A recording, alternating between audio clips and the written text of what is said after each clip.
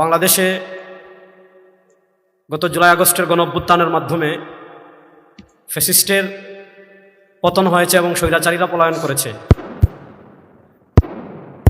গত 9 মাস থেকেই আমরা আমাদের রাজনৈতিক বক্তব্য ছিল আমাদের সংগঠনের যে আমরা যৌক্তিক সংস্কার চাই, তারপর নির্বাচন।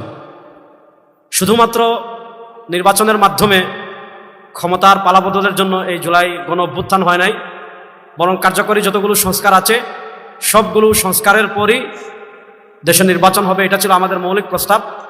কারণ আমরা বাংলাদেশে গত 52 বছরে সবারই শাসন দেখেছি, কেউই মৌলিক অধিকারগুলো প্রতিষ্ঠা করতে পারে নাই। তো অন্তর্বর্তীকালীন সরকার, আপনারা জানেন, অনেকগুলো সংস্কার কমিশন গঠন করেছে। তার ভিতর একটা ছিল নারী বিষয়ক সংস্কার কমিশন। আমরা দেখেছি এখানে প্রথম আমরা যে কথা, আজকের আমাদের আয়োজনের প্রেক্ষাপটটা আমি বলছি আপনাদের। প্রথম কথা হলো, নারী বিষয়ক সংস্কার কমিশন নামে যে কমিশন গঠন করা হয়েছে, এই কমিশনে এমন লোকদের দায়িত্ব দেওয়া হয়েছে, এমন মহিলাদের দায়িত্ব দেওয়া হয়েছে, এমন নারীদের দায়িত্ব দেওয়া হয়েছে যারা এদেশের সংখ্যাগরিষ্ঠ নারীদের প্রতিনিধিত্ব করেন না, বরং তারা একটা বিশেষ শ্রেণী যাদেরকে আমরা শাহবাগী হিসাবে চিনি।